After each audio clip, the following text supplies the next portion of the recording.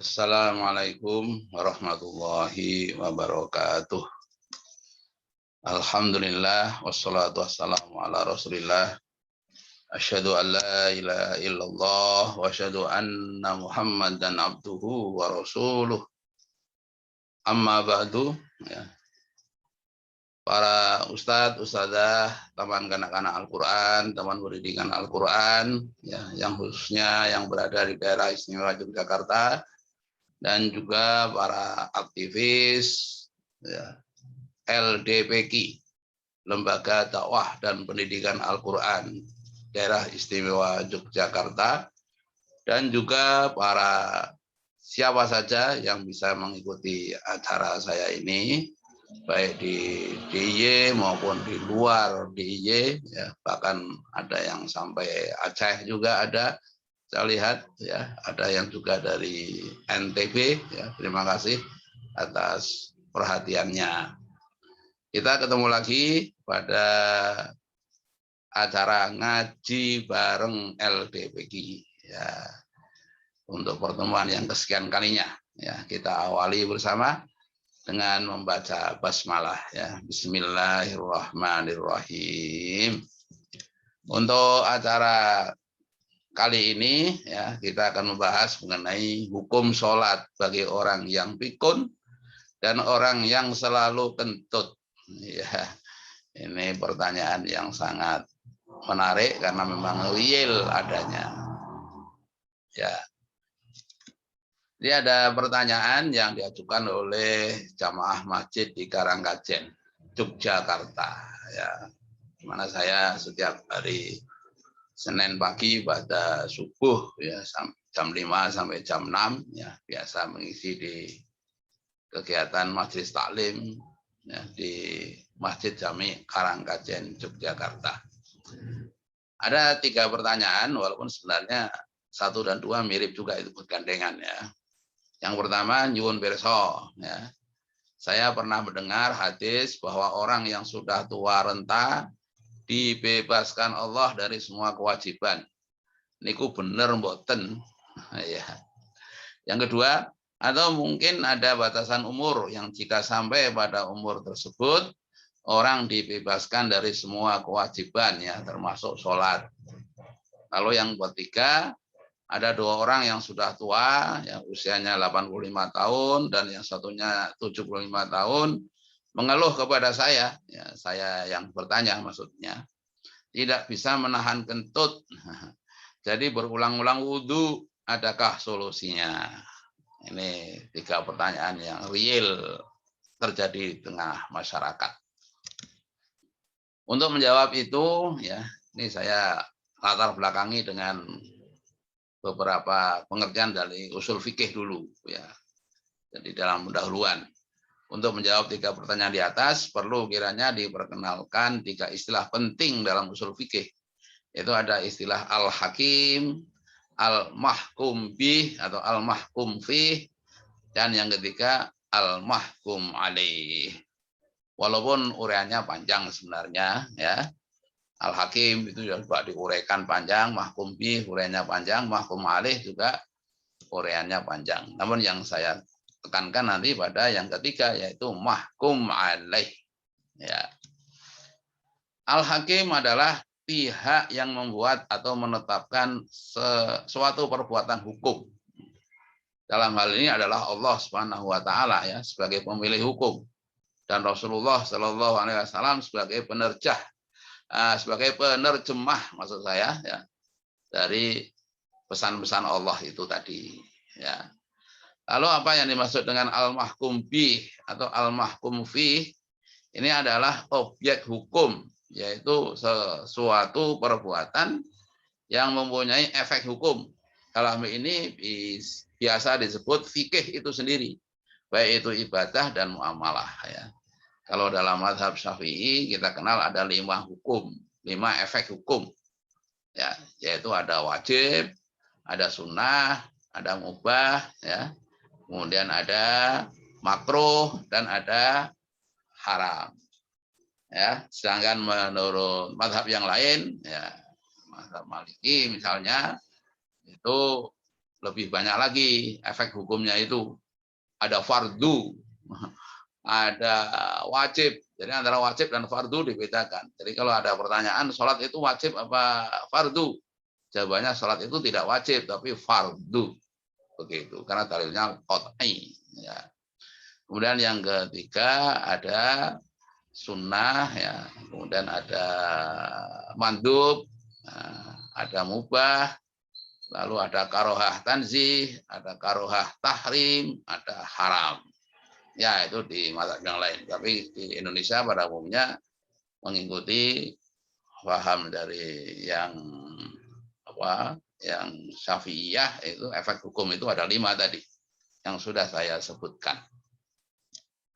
Lalu apa itu al-mahkum alaih? Al-mahkum alaih adalah subjek hukum, yaitu orang mukallaf yang memiliki kecakapan hukum. Ya. Kecakapan hukum itu ahliyah namanya. Meliputi kecakapan bertindak, ya, ahliyatul ada, dan juga kelayakan untuk diserai tanggung jawab hukum, ya, ahliyatul wujub. Syarat-syarat mahkum alaih itu ada 3. Ya. Yang pertama, mampu memahami dalil taklif, baik itu berupa nas Al-Quran atau as-sunnah. Alat untuk memahami dalil itu hanyalah dengan akal. Ya.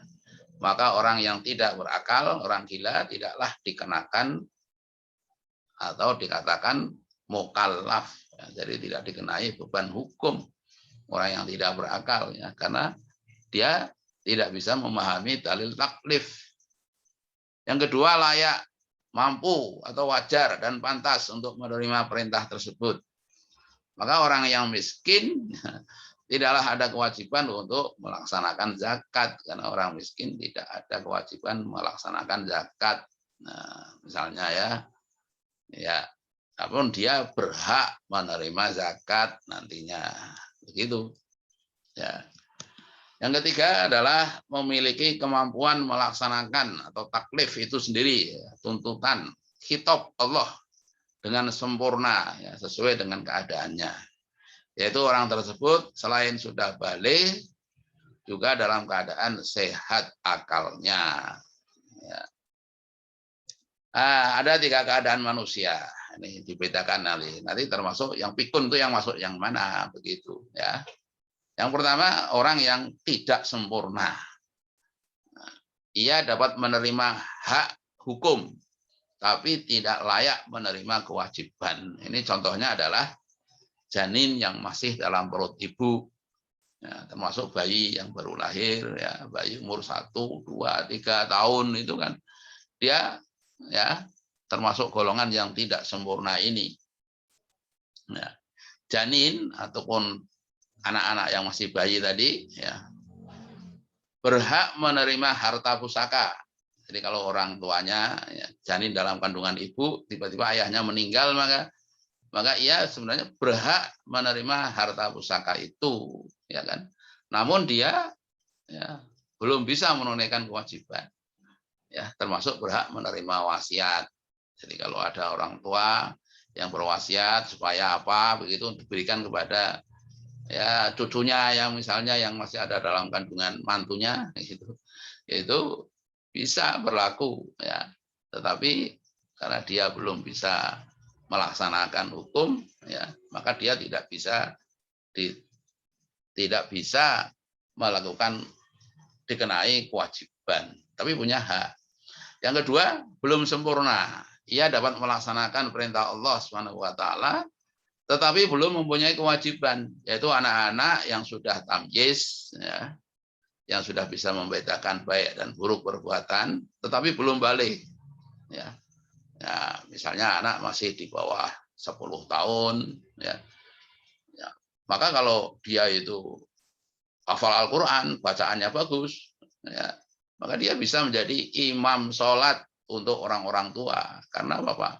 Ia sudah bisa melaksanakan kewajiban, tetapi belum bisa dikenakan tanggung jawab, begitu ya.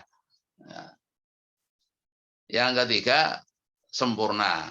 Apabila sudah menerima hak dan layak baginya melakukan kewajiban, yaitu bagi orang yang sudah dewasa dan berakal sehat. Inilah yang disebut dengan orang yang mukallaf nanti. Ya. Sekarang kembali ke pertanyaan tadi. Ya. Bagaimana mengenai orang yang sudah tua renta? Apakah dibebaskan Allah dari semua kewajiban termasuk sholat? Yang kedua, adakah batasan umur tertentu yang jika sampai pada umur tersebut, orang dibebaskan dari semua kewajiban termasuk sholat? Ya, ini pertanyaan pertama dan kedua. Untuk menjawab pertanyaan pertama dan kedua ini, ya saya tegaskan bahwa dari uraian syarat-syarat mahkum alaih di atas, itu sudah tergambar bahwa hukum dikenakan kepada seseorang yang mukallaf saja. Seseorang dikatakan mukallaf apabila ada 3 hal yang mengenai dirinya, yaitu apa? Sudah balik, berakal, dan yang ketiga jaga, artinya tidak dalam keadaan tidur. Balik artinya apa? Artinya ia sudah berumur 15 tahun. Atau belum berumur 15 tahun, namun ia sudah menstruasi, sudah haid bagi wanita, atau sudah mimpi basah bagi laki-laki. Jadi walaupun belum 15 tahun, kalau sudah mengalami 2 hal ini, maka ia sudah dianggap balik. Ya.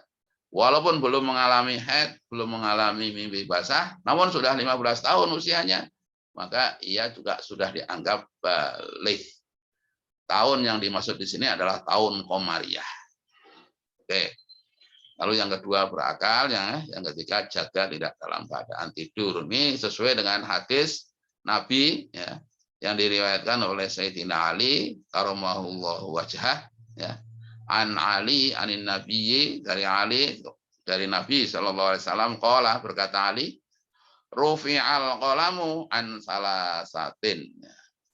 Pena artinya amal seseorang itu tidak dicatat dari 3 hal. Ya, pena diangkat itu maksudnya, pena tidak ditulis, ya, amal seseorang tidak dicatat di situ dari 3 hal, yaitu anin naimi hatta yastayqidha, ya, dari orang yang tidur sampai ia bangun, ya. Wa anis sobiyi, dan dari anak-anak hatta yahtalima, sampai ia bermimpi. Wa anil majnuni, dan dari orang gila hatta yaqila, sampai ia waras. Rawahu Abu Dawud. Hadis riwayat Abu Dawud. Nah, ini terjemahnya ya.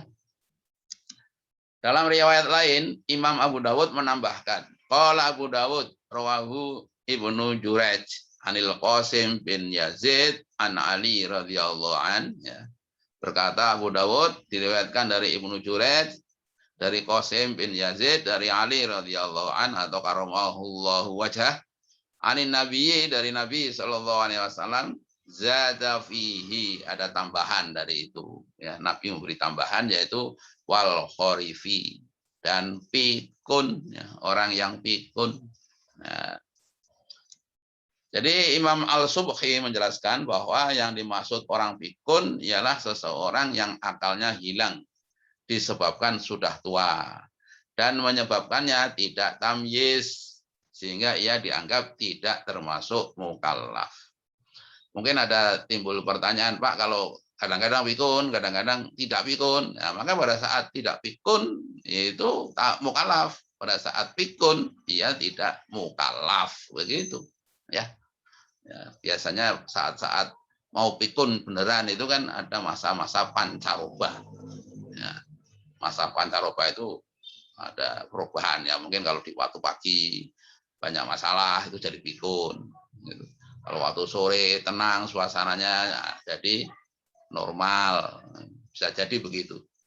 Jadi batasannya ini bukanlah usia tertentu, namun ketidaksempurnaannya akal. Boleh jadi walaupun usianya sudah lebih 100 tahun, namun akalnya masih berfungsi normal, maka dia mukallaf. Dan boleh jadi walaupun usianya masih muda, ya, boleh jadi masih 30 tahun misalnya, atau 40 tahun, namun akalnya tidak lagi sempurna, maka dia tidak mukallaf. Ya.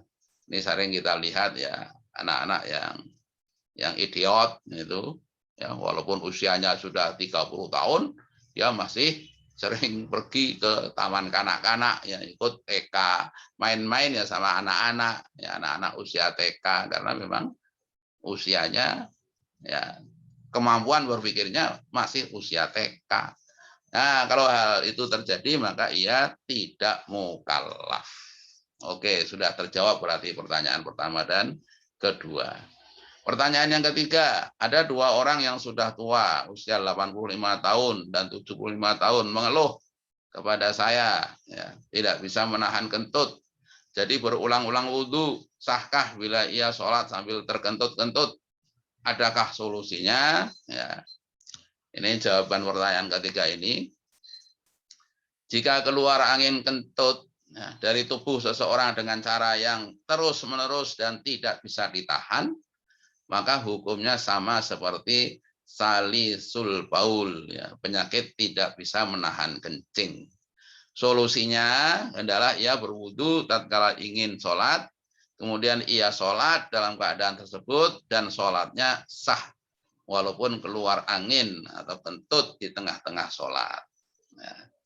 Dalilnya adalah berdasarkan firman Allah, ya, surat Al-Baqarah ayat 286.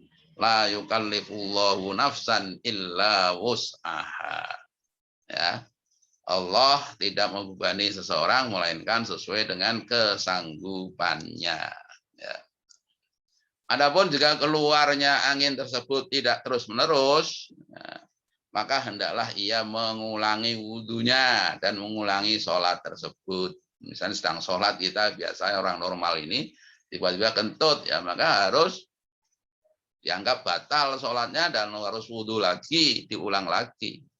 Hal ini berdasarkan sabda Nabi Shallallahu Alaihi Wasallam, ya, la yaqbalullah sholata ahadikum, ya, idza ahdasa, ya, hatta yatawaddo, gitu ya. Allah tidak menerima sholat salah seorang di antara kalian jika ia berhadas sampai ia berwudu. Ya. Ada fatwa Al-Utsaimin yang saya kutip di sini kepada orang-orang yang sakit. Nah, ini kata Al-Utsaimin, ya, seorang ulama kontemporer masa kini yang baru yang tinggal di Mekah ini, ya, ya yang wafatnya belum lama. Ya. Orang yang sakit harus membersihkan badannya dari berbagai jenis najis selagi dia sanggup untuk melakukannya. Jika tidak bisa, maka dia bisa sholat dalam keadaan seperti apapun dan tidak perlu mengulang sholatnya setelah suci. Ya, orang yang sakit harus sholat dengan pakaian yang suci. Jika di pakaiannya ada najis, maka dia harus mencucinya atau menggantinya dengan pakaian lain yang suci. Jika tidak memungkinkan, maka dia bisa sholat dalam keadaan seperti apapun dan tidak perlu mengulang sholatnya setelah suci. Orang yang sakit harus sholat di atas sesuatu atau di tempat yang suci. Jika tempatnya itu ada najisnya, maka harus dicuci atau diganti dengan yang suci atau dilapisi sesuatu yang suci. Apabila tidak memungkinkan, ya, di rumah sakit yang perawatnya belum tentu mau untuk mengerjakan mensucikan itu, maka dia bisa sholat dalam keadaan seperti apapun dan tidak perlu mengulang sholatnya. Orang yang sakit tidak boleh menangguhkan sholatnya dari waktunya karena alasan ketidakmampuan dalam bersuci. Dia harus bersuci menurut kesanggupannya. Ya, bisa wudhu, bisa tayamum, atau bisa diwudukan, atau dibantu tayamumnya. Ya, kemudian sholat pada waktunya, sekalipun di badan, pakaian, atau tempatnya terdapat najis. Ya. Toharoh dan sholat orang yang tidak kuat menahan keluarnya kencing. Ini kata Syekh Al-Utsaimin, dia berkata, dia tidak boleh wudhu untuk sholat kecuali setelah masuk waktu sholat. Setelah mencuci kemaluannya, dia bisa melapisi dengan sesuatu agar air kencingnya tidak mengenai pakaian dan badannya. Sesudah itu dia bisa wudhu dan sholat. Dia bisa sholat beberapa kali sholat wajib dan nafilah. Jika ingin mengerjakan sholat nafilah bukan pada waktu sholat, maka dia bisa mengerjakan cara serupa, lalu wudhu dan sholat. Nah, ini yang kaitannya dengan pertanyaan. Orang yang terus-menerus kentut, bagaimana cara bersuci dan sholatnya? Syekh Al-Utsaimin berkata, jika tidak memungkinkan baginya untuk menahan kentut, artinya kentut itu keluar tanpa disengaja, maka hukumnya sama dengan hukum orang yang tidak kuat menahan keluarnya kencing. Dia bisa wudhu setelah masuk waktu sholat, lalu mendirikan sholat. Jika waktu kentut itu disertai keluarnya kotoran tepat pada waktu sholat, maka sholatnya tidak batal. Itu ya. Ini dalil-dalil yang digunakan oleh Al-Utsaimin antara lain ya. Dia sekali-sekali tidak menjadikan untuk kalian dalam agama suatu kesempitan. Ya. Al-Hajj ayat 78, ya saya bacakan terjemahnya saja, nanti bisa dicek langsung ke Al-Quran ya, biar cepat. Allah menghendaki kemudahan bagi kalian dan tidak menghendaki kesukaran bagi kalian. Ya. Surat Al-Baqarah ayat 185, maka bertakwalah kalian kepada Allah menurut kesanggupan kalian dan dengarlah serta taatlah. Ya, surat At-Taghabun ayat 16. Ya, bawahnya juga sama, At-Taghabun ayat 16, bertakwalah kepada Allah menurut kesanggupan kalian. Ya. Allah tidak membebani seseorang melainkan sesuai dengan kesanggupannya. La yukallifullahu nafsan illa wus'aha. Surat Al-Baqarah ayat 286. Juga ada hadis Nabi, ad-dinu yusrun, kata Nabi, ya, agama itu mudah. Ya. Yang sulit itu kan hutang ya, ad-dainu usrun. Itu di dalam hafalan mahmudot saya waktu saya masih di madrasah diniyah itu ada seperti itu. Ad-dinu yusrun, wad-dainu usrun. Itu ya. Mungkin yang pernah mengalami madrasah diniyah masih ingat itu. Beliau juga bersabda, jika aku memerintahkan sesuatu perintah kepada kalian, maka lakukanlah menurut kesanggupan kalian. Ini dalil-dalil yang digunakan oleh Al-Utsaimin. Ya.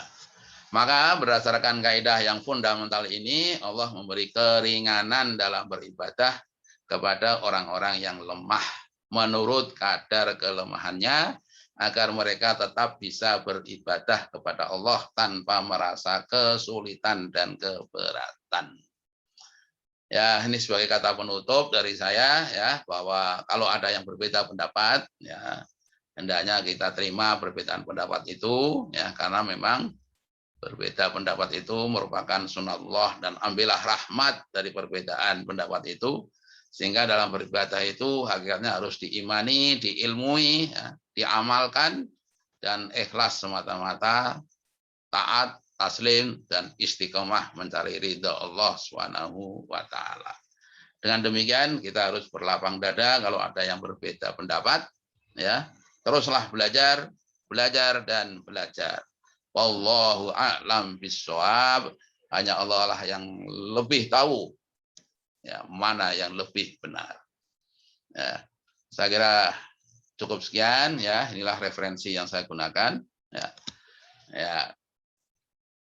Cukup sekian dari apa yang saya sampaikan. Semoga ada manfaatnya. Kalau ada kritik dan saran, ya sangat saya harapkan untuk perbaikan ya, di masa-masa yang akan datang.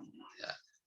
Cukup sekian, sekali lagi ngaji bersama LDWG, ya, Lembaga Dakwah dan Pendidikan Al-Quran. Wassalamualaikum warahmatullahi wabarakatuh.